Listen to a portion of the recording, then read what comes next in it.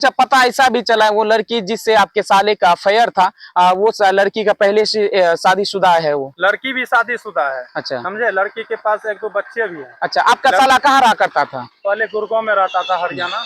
अच्छा, वहीं से आपके साला को संपर्क हुआ उस हाँ, लड़की से? वहीं से दोनों एक ही मकान मालिक के रूम में रहते थे। ओह अच्छा, हाँ समझे, वहीं से ये मामला चालू हुआ। हाँ। लड़की जो है कि ये पैसा अच्छा कमाता था, लड़की अपने प्रेम जाल में फंसा के अब देखने इसके में साथ खूबसूरत भी है, हाँ, अब स्मार्ट भी इसके है। साथ में क्या कुछ की है हुआ, तो अब पुलिस प्रशासन जब तक जांच सही तरीके से नहीं करेगी। एक युवक हमारे पास इस वक्त मौजूद है और ये क्यों खड़े हैं, एक आप सभी के बीच में ये एक दर्दनाक घटना बताने वाले हैं। इनके साथ में जो है कि जिस तरीके से इनके साथ में हो रहा है ये सरासरी गलत हो रहा है। बताते चले, ये जब्बीर आलम है, इनका एक साला है जिसका नाम जफर आलम है, जो कि वो बिहारीगंज का ही रहने वाला लड़का है। और वो जो है कि आज से 1.5 महीने पीछे जो है कि कोई किसी मामले को लेकर जो है कि वो लापता हो गया।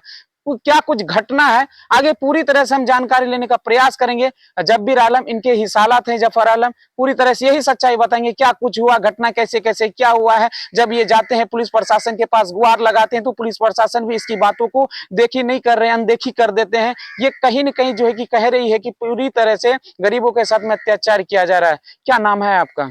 जब्बीर आलम जी। बताएं, आप काफी परेशान हैं, आप 1.5 महीने से लगातार परेशान दिख रहे हैं और बताया जा रहा है कि आप थाने के अंदर में जाते हैं तो आपकी कोई बात नहीं सुनी जा रही। आखिर क्या कुछ घटना है, क्या कुछ मामला है, आप हमारे सभी दर्शक को, व्यूअर्स को बताएं।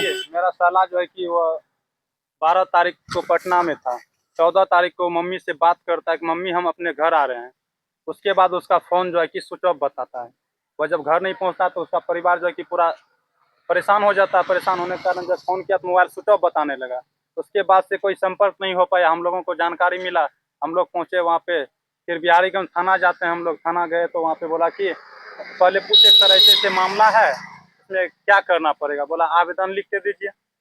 वकील के पास जाते हैं, गए हम लोग, आवेदन लिख के दिए। उसके बाद जो है कि सिर्फ डायरी में चढ़ा लिया, एफआईआर नहीं किया, सनहा दर्ज कर दिया, सनहा के रूप में।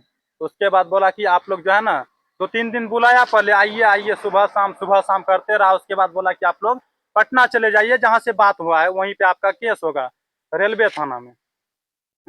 हम लोग यहाँ से पटना गए, रेलवे थाना गए, वहाँ पर भी कोई सुनवाई नहीं हुआ। वहाँ से बोला गया कि आप जो है ना यहाँ से चले जाइए बिहारीगंज थाना, जहाँ उसका होम थाना पड़ता है। क्योंकि लड़का जब मम्मी से बात किया कि हम घर आ रहे हैं बस पे बैठ के, तो मामला उसका होम थाना का, केस वहीं पे होगा, यहाँ से नहीं होगा। फिर हम लोग वहाँ से आए यहाँ पे बिहारीगंज थाना। बिहारीगंज थाना में बताया कि सर ऐसे ऐसे बात है, वहाँ पे केस नहीं लिया। वहाँ पे कहा गया कि जाके बिहारीगंज थाना में केस कीजिए। फिर ये जो है कि सुबह शाम 2-4-5 दिन पहले लंबा समय खींचा।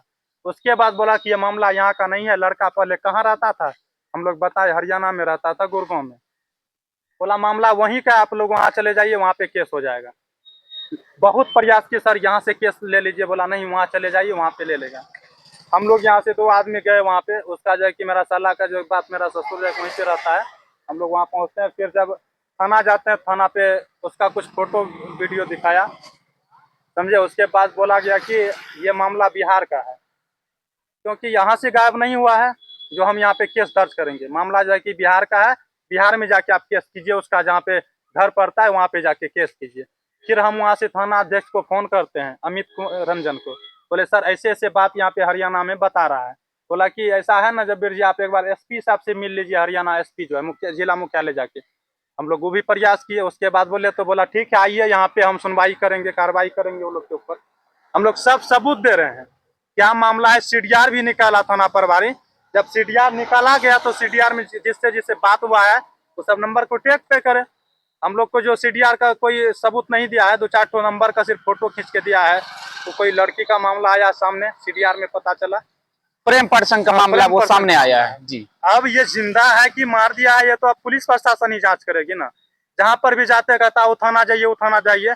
कहीं पर भी जाते हैं कहता है कि आपका केस हुआ है, केस दिखाइएगा। बात तो सही है कि जब केस ही दर्ज नहीं हुआ तो दूसरा थाना हमारे साथ में क्यों जाएगा लड़की को ढूंढने के लिए, ऐसा कहना। और हरियाणा पुलिस जो है कि वहाँ पे बोला गया कि मामला बिहार का, अगर यहाँ पे केस कीजिएगा तो 5 से 8 लाख रुपया लगेगा, हम लड़का को ढूंढ के ला देंगे, ऐसा बोला। हाँ। अब बताइए, एक गरीब आदमी 5 से 8 लाख रुपया कहाँ से लाएगा? खाने के तो घर में दाना नहीं होता है, रहने के लिए घर नहीं होता है। लेकिन देखिए पुलिस प्रशासन का, ये पुलिस प्रशासन की पूरी तरह से नाकामी है, जो कि गरीबों के साथ में बिल्कुल जो है कि कोई काम के लिए, कोई कार्य के लिए जाते हैं थाने के अंदर में, सबसे पहले एक दलाल, 2 दलाल को रखते हैं, वो उससे बात करवाते हैं, इतना पैसा का मांग कीजिए। बताइए गरीब आदमी है, कहाँ से 8 लाख रुपया लाएगा? आगे क्या कुछ हुआ बताइए। बताइए न कि कानून व्यवस्था पे आदमी कैसे भरोसा करेगा? कैसे भरोसा करेगा?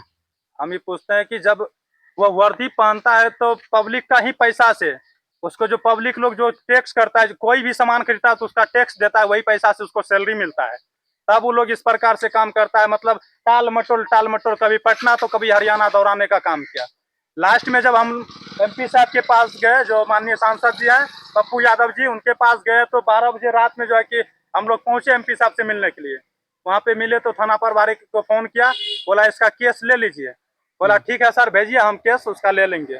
जब यहाँ से हम लोग 16 तारीख को गए वहाँ पे बिहारीगंज थाना, तो वहाँ पे बोला ठीक है, आप जो है ना, बात उस दिन बढ़िया से किया, उसके बाद बोला शाम में आइए। शाम में गए तो बोला कि अभी जो है ना कोई घटना घट गया है, इसलिए अभी जो है ना नहीं हो पाएगा, सुबह आइए।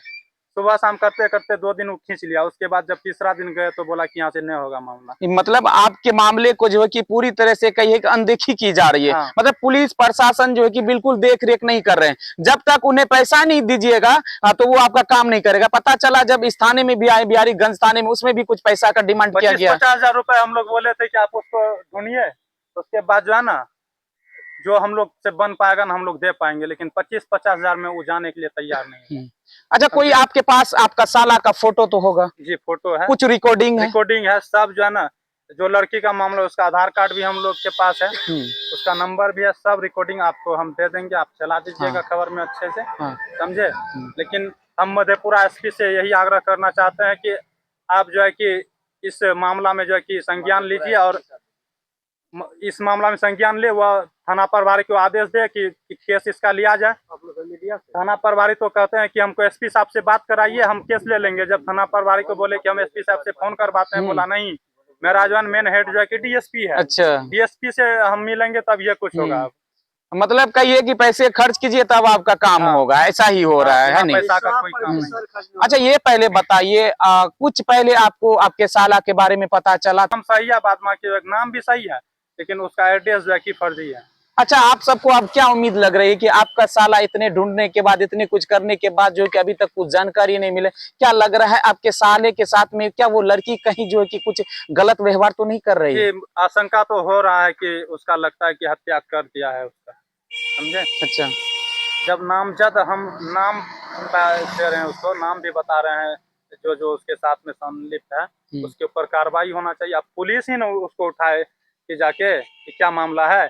हम बोले सर लड़की को उठाइए, सब पता चल जाएगा। अच्छा, हाँ, सही बात। कोई भी सुनने के लिए तैयार ही नहीं है। जब लड़की को उठा लेगी पुलिस तो तुरंत सब कुछ सच्चाई सामने आ जाएगा, उसको मार दिया या जिंदा है सब पता चल जाएगा। अभी तक तो केस ही नहीं लिया तो जांच क्या करेगी? सही बात।